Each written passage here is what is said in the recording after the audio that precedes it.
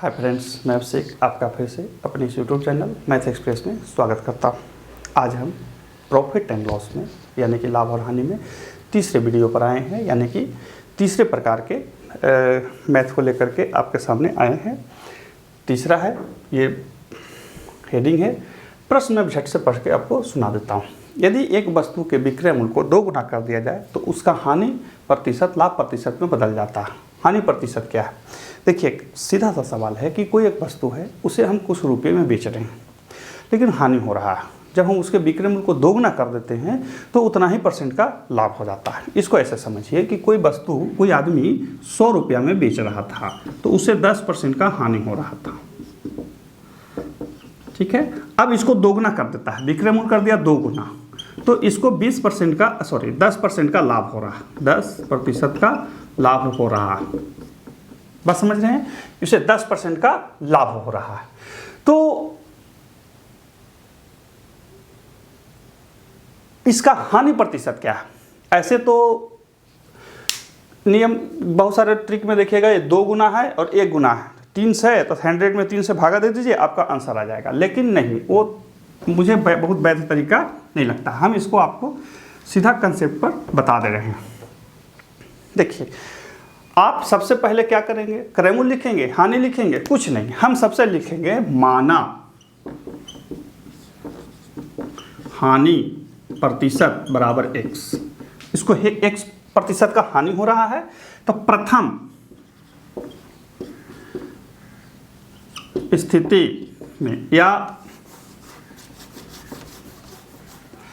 प्रतिशत हानि पर विक्रय मूल्य कैसे निकलेगा? मान के चलिए कि कोई एक वस्तु था जिसका प्रतिशत हानि x%, तो प्रतिशत हानि पर विक्रय मूल्य निकालेंगे तो क्या हो जाएगा? CP मल्टी 100 माइनस x बटा 100। ये समीकरण 1 हो गया। दूसरे बार में x% लाभ होने पर विक्रय मूल्य बराबर कितना? तो CP गुने 100 प्लस x बटा कितना? 100। समीकरण 2 यही होगा ना। विक्रय मूल्य ऐसे ही निकाल देंगे, कहीं कोई दिक्कत तो नहीं होना चाहिए। ठीक है, अब हम कर देते हैं इसको, चूंकि ये कब होगा? जब विक्रय मूल्य 2 गुना कर देंगे तब ये हो जाएगा। प्रश्न से इसको 2 गुना कर दीजिए। 2 इंटू CP बड़ा वाला मैं ले लेता हूँ, 2 CP गुने 100 minus x by 100 equal to CP गुने 100 प्लस x बटा कितना? 100। यही होगा ना? होगा या नहीं होगा? सो बताइए। हो गया। 2 गुने क्रय मूल्य इंटू 100 माइनस x बराबर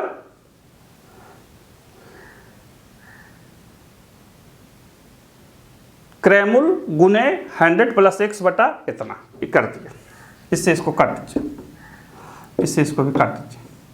तो 200 minus 2x equal to 100 plus x।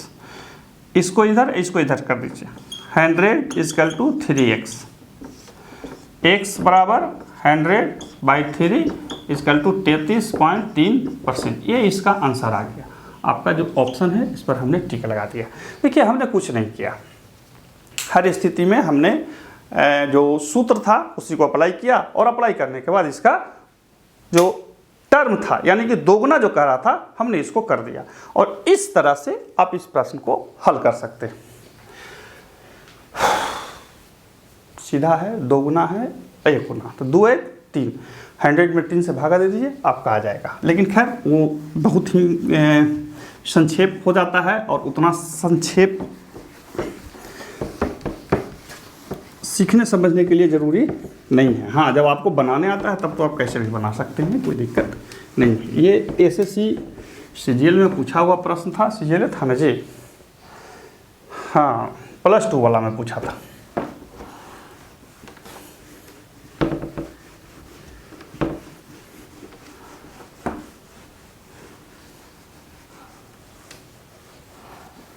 चलिए आइए देखिए, बिना सूत्र का हिसाब बनाना भी एक कला है। यदि आप जानते हैं तो बहुत अच्छे, नहीं जानते हैं तो थोड़ा सा दिक्कत है।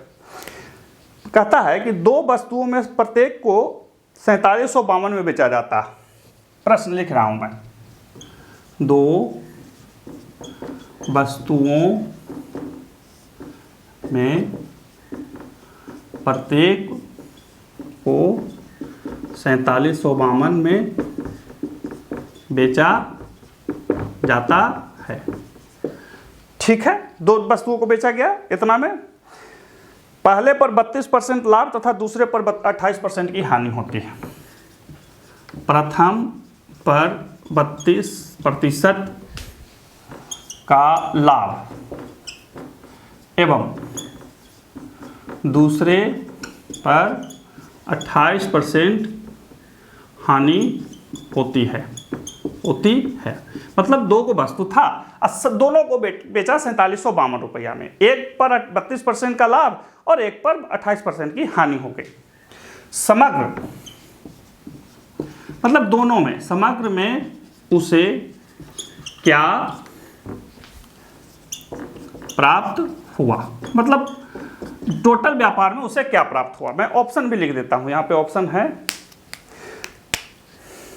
ए 6.8% हानि, बी 6.8% लाभ, सी 7.3% का लाभ, 7.3% लाभ, डी 7.3% हानि। इस तरह से ये प्रश्न है। देखिए इसको कैसे बनाएंगे। सबसे पहले आपको टोटल विक्रय मूल्य निकाल लेना होगा। कुल विक्रय मूल्य, अब कुल विक्रय मूल्य कहाँ निकालेंगे? तो देखिए दो वस्तु है, अब प्रत्येक को 4752 में बेचा है, तो दो वस्तुओं का कुल विक्रय मूल्य बराबर 2 गुणे 4752 बराबर कितना हो जाएगा? 2 दूनी 4, 5 से लेक 55 से लेक 4 दूनी 8 9, 9504 रुपया टोटल जो बेचा है। 9504 रुपया में यह बेचा है, टोटल है यही है ना? हाँ, 9504 रुपया में टोटल ये बेचा है। अब लिखेंगे प्रथम बार में सीपी बराबर, अब ये सीपी कैसे निकालेंगे? हमको एक वस्तु का विक्रय मूल्य दिया हुआ है, विक्रय मूल्य कितना है? 4752 4752 दिया हुआ है, तो सीपी बराबर क्या होता है? सेलिंग, मतलब जितना में बेचे हैं 4752 गुने 100 अब बटा जितना परसेंट लाभ पर बेचे हैं 132। ये सूत्र है, याद रखिएगा, विक्रय मूल्य गुने 100 अब बटा जितना परसेंट लाभ है 100 में जोड़ के लिख दीजिए। और यही जब क्रय मूल्य निकालना होगा तो क्या कर देंगे? उसको हानि वाला कर देंगे। ठीक है, क्रय मूल्य रहेगा तो क्या कर देंगे? हानि वाला। तो ऐसे करके निकाल लेते हैं, कटेगा, कट ही जाएगा। काटिए इसको, 4752 भागा दीजिए, आपका काम है। हमको क्या, हम तो देख के भी लिख देंगे।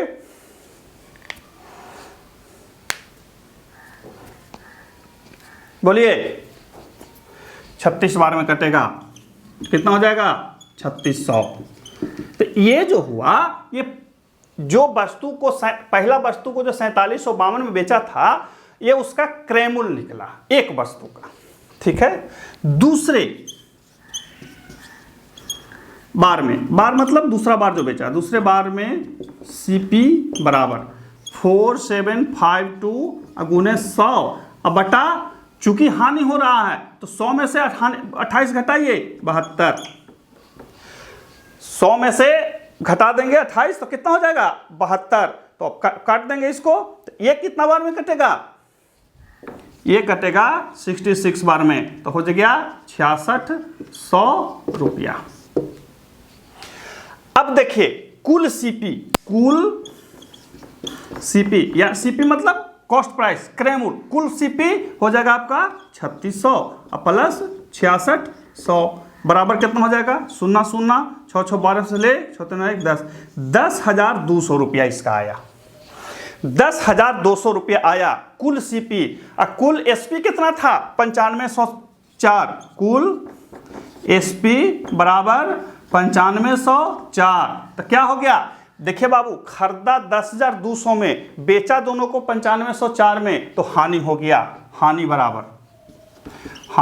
बराबर कितना? 10,200 घटाओ 9504 बराबर कितना हो जाएगा? घटाइए तो 6,000, 5,000, क्या बचेगा? 4,000, 3,000। सो बोलिए,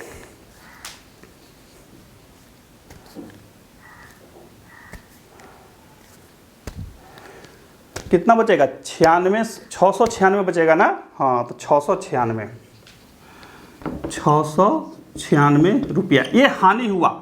यहीं पे आपसे कभी पूछेगा कि कितना रुपये का हानि हुआ, तो 696 रुपये का, लेकिन नहीं परसेंटेज हानि पूछ रहा, तो प्रतिशत हानि बराबर 696 गुने 100 अब बटा सीपी। क्या लिखाएगा सो बताइए, एसपी की सीपी? आप लोग बताइए, एसपी लिखाएगा कि सीपी लिखाएगा? सो बताइए। हम सीपी लिखेंगे, ये नहीं लिखाएगा। कुल खरीद जो था, याद रखिए कि प्रतिशत लाभ या हानि की जो गणना होती है वो सीपी पर होता है, क्रय मूल्य पर होता है। तो जो 10,200 यही लिख देंगे, 10,200 यही हमने लिख दिया। अब हमको कुछ करना है नहीं। 696 गुने 100 अब बटा 200। 696 गुने 100 बटा 200 कैसे काटेंगे? इससे इसको काट देंगे। अब 696 में 102 से भागा देंगे, तो ऑप्शन से तो यही वाला आना चाहिए, वो तो आएगा नहीं। अब ऑप्शन से हम पकड़ लेंगे लाभ की हानि, तो चूंकि हानि हो रहा है तो 6.8% की हानि हम लिख देंगे। कहीं कह रहे श्रीमान ये तो बड़का गो है, कैसे बनाएंगे परीक्षा में? 3 मिनट में आपको बताए हैं। जब हमको बताना था तब, जब बनाना रहेगा तो क्या करेंगे? कुछ नहीं, 4752 गुने इतना निकाल देंगे। एक का लाभ, एक का हानि, गिन दिए 10,200। चूँकि परीक्षा में ये सब तो हम लिखेंगे नहीं, या आप भी बैठ के ये सब तो लिखेंगे नहीं, लेकिन चीज़ें क्लिष्ट होती हैं यदि आप उसको बहुत परफेक्टली नहीं सीखते हैं तब। ठीक है, और वैसे भी इकड़म तिकड़म से आपको बता दें तो सीखने में यहाँ पर तो आपको बहुत आनंददायक लगेगा, लेकिन थोड़ा सा कंफ्यूज करेगा आपको उन जगहों पे जहाँ पे आपको हिसाब को परफेक्टली बनाना होता है। तो इस तरह से हमने इसको हल किया। अब देखते हैं अगला एक प्रश्न। अगला जो प्रश्न है वो सीडीएस में पूछा है। बहुत सारे जगहों से जो परीक्षाओं में प्रश्न पूछे जाते हैं, मैं उन्हीं को ले लेता हूं और उन्हीं से आप लोग को मतलब यहाँ पे बताते रहता हूँ। मैं ऑफलाइन भी जब पढ़ाता हूँ तो उन्हीं चीज़ों को रखता हूँ, ठीक है ना। अगला प्रश्न कहता है कि एक व्यापारी को कोई वस्तु 240 में बेचने पर 4% की हानि होती है। एक व्यापारी को कोई वस्तु 240 में बेचने पर 4% की हानि होती है। हानि होती है मतलब 240 में बेचता है तो 4% का हानि है। ठीक है, अब कहता है कि 10% लाभ के लिए 10% लाभ हेतु उसका विक्रय मूल्य क्या होना चाहिए। अब देखिए, हम सबसे पहले क्या है, यहाँ एसपी दिया हुआ है। एसपी बराबर 240 रुपया बेचा है, प्रतिशत हानि बराबर 4%। तो सीपी बराबर कैसे निकालेंगे? तो कुछ नहीं, 240 गुने 100 अब बटा कितना? 96 क्यों? क्योंकि 4% का हानि है। यदि x मान के मानेंगे तो कि माना वस्तु का क्रय मूल्य बराबर x, तो x गुने 96 बटा 100 बराबर 240। तो ये नॉर्मल कंसेप्ट हुआ, ये सूत्र पर हुआ। तो आप जैसे भी समझ सकते हैं, ऐसे मैं पर्सनली जब मैं बनाता हूं तो मैं ऐसे ही बनाता हूं, कहीं पे कोई दिक्कत नहीं हो। खैर, यहीं पे लिख दिया, वही चीज़ को हमने लिखा। अब इसको काटिए, कटेगा 24 चौके 96, 25 चौके 100, 24 दहाइयों 10 यानी कि कितना 250 रुपया। क्रय मूल्य निकल गया 250 रुपया। तो 10% लाभ पर 10% लाभ पर विक्रय मूल्य बराबर 250 गुने 110 बटा 100 काट दिए 275 रुपया। ये आपका आंसर आ गया। कहीं कह रहे श्रीमान ये तो आसान था, इसे बता दिए, परीक्षा में इतना घिस पिट लिखेंगे नहीं। देखिए यदि मतलब मुझे यदि बनाना हो, चूँकि मुझे आता है तो हम कुछ नहीं करेंगे। 240 मल्टी जो यहाँ पर लिखे हैं, ठीक है ना, 240 गुने मल्टी 100 बटा 96 और फिर गुने, चूँकि इससे क्रय मूल्य निकल जाएगा और हम फिर 110 बटा 100। अब इसको आप हल करके देखिए, आपका 275 आ जाएगा। 2 शून्य से 2 शून्य चला गया, 96 से कटेगा 6 पचे नहीं 48 दूनी 96, 55 दूनी 110, ठीक है। तो 48 से 5 बार में 5 25 से 2 25 से 2 27 275। देखिए निकल गया या नहीं निकल गया। तो चूंकि हमें ये प्रोसेस मालूम है, याद रखिए हमें प्रोसेस मालूम है तो हम इसको शॉर्ट कर दिए। प्रोसेस नहीं मालूम है तो हर मैथ के लिए हर शॉर्ट हम नहीं कर सकते हैं। ये एक आप खुद भी रियलाइज करते होंगे जब मैथ बनाते होंगे। तो अब देखते हैं आगे का प्रश्न क्या है, वो भी शायद एमटीएस में पूछा हुआ है। देखिए मैथ बनाते समय, पढ़ते समय, सीखते समय गलती कोई भी कर सकता है। हम इतना मतलब बनाते हैं, अथी करते हैं, तब भी गलती हो जाता है। कभी कभी तो पता लगा कि हम परसेंटेज का मैथ बता रहे हैं और दिमाग में सूत्र जो है ना वो बट्टा वाला चढ़ा हुआ है, तो हो जाता है, कोई भारी चीज़ नहीं है। लेकिन वो तरीके से ही नहीं होने चाहिए जिनसे आप चीज़ों को सीखते हैं। अगला देखिए प्रश्न है, इस तरह के प्रश्न आप बहुत बार देखे होंगे और इसको बहुत तरह से आप बनाए भी होंगे। यदि पहली 10 रुपये प्रति किग्रा की कीमत और दूसरे 15 रुपये प्रति किग्रा की कीमत की दो समान मात्रा वाली प्याज की ढेरियों को एक साथ मिलाकर पूरी ढेरी को 15 रुपये प्रति केजी की दर से बेचा जाता है, तब क्या प्रतिशत लाभ या हानि हुआ। प्याज के 2 ढेरी मतलब वो जो आलू प्याज वाले के पास देखते हैं ढेरी, जिनका मूल्य क्रमशः 10 रुपये प्रति केजी एवं और क्या है बाबू, एवं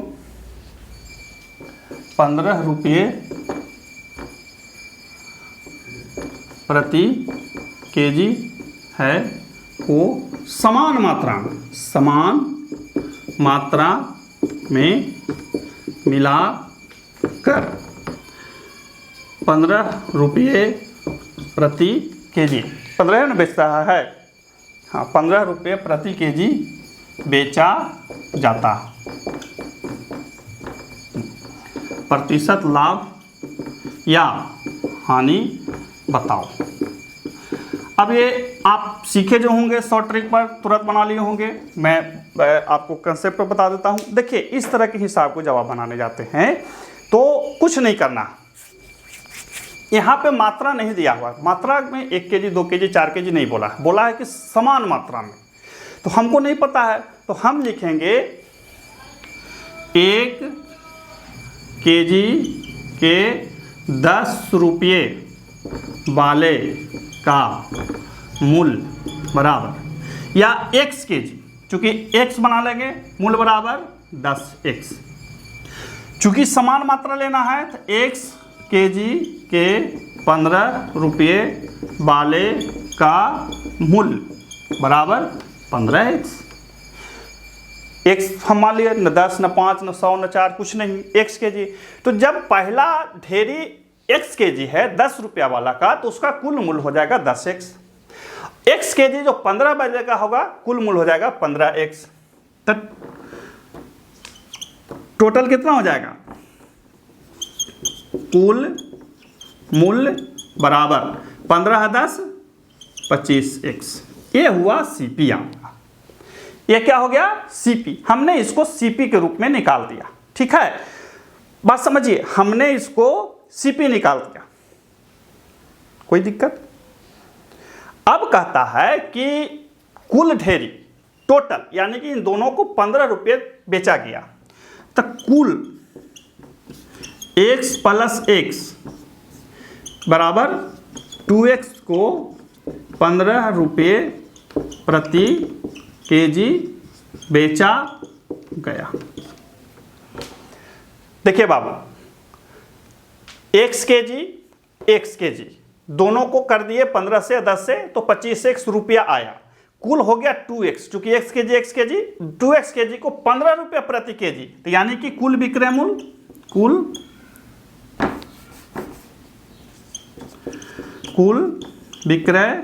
मूल्य बराबर 15 गुने 2x यानी कि 30x। हाँ, यदि हम रुपया लिखना चाहे तो रुपया, नहीं लिखना चाहे रुपया तो कोई दिक्कत नहीं है। तो देखो बाबू, 25x में खरीदा 30x में बेचा, 25x में खरीदा 30x में बेचा, 25x में खरीदा 30x में बेचा, तो लाभ हो गया। तो लाभ बराबर 30x घटाओ कितना, 25x बराबर 5x। हुआ या नहीं हुआ?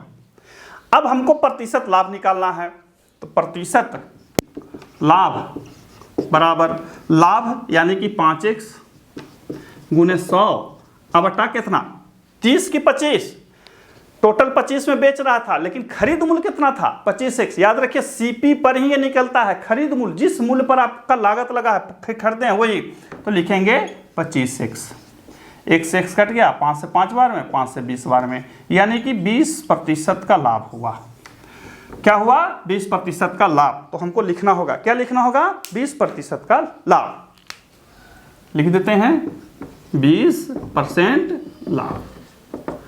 ये हमने इसको बना लिया, समझ लिया, देख लिया। क्या बहुत लंबा चौड़ा था? नहीं। देखिए, इस तरह के हिसाब जो आते हैं बहुत तरह से पूछे जाते हैं, तरीकों से पूछे जाते हैं। तो अमूमन क्या होता है कि हम आप झंझट से बचने के लिए ट्रिक पे बैठा देते हैं, लेकिन परीक्षाओं में, खास करके CGL में या रेलवे के जो ग्रुप D के परीक्षाओं में, या उससे ऊपर जो ग्रुप C की परीक्षाओं में होते हैं, उसमें इस कंसेप्ट को यूँ बदल देगा। मान के चलिए ऐसे पूछा कि 10 रुपये प्रति केजी में प्रति केजी है, 15 रुपये प्रति केजी बेचा जाता है, बाद में उसको बोलेगा 2 गुना कर दिया या 3 गुना कर दिया या 4 गुना कर दिया, तो उस जगह पे कन्फ्यूज़न नहीं हो, इसीलिए हमने ये साफ साफ लिख के आपको बता दिया। ऐसे मेरा ट्रेडमार्क यही है कि हमेशा ही बताते हैं। ठीक है, तो ये था आज हमारा आज का ये 4 प्रश्न जो था आपके सामने। इस तरह से हमेशा आपके लिए वीडियो में लाते रहता हूँ। बने रहिए हमारे साथ और चैनल को लाइक एवं सब्सक्राइब जरूर कर लीजिए, ताकि आपको समय समय पर चीज़ें मिलती रहें। और हाँ, बहुत सारे चीज़ों को मैं अपडेट भी करते रहता हूँ, तो जुड़े रहिए।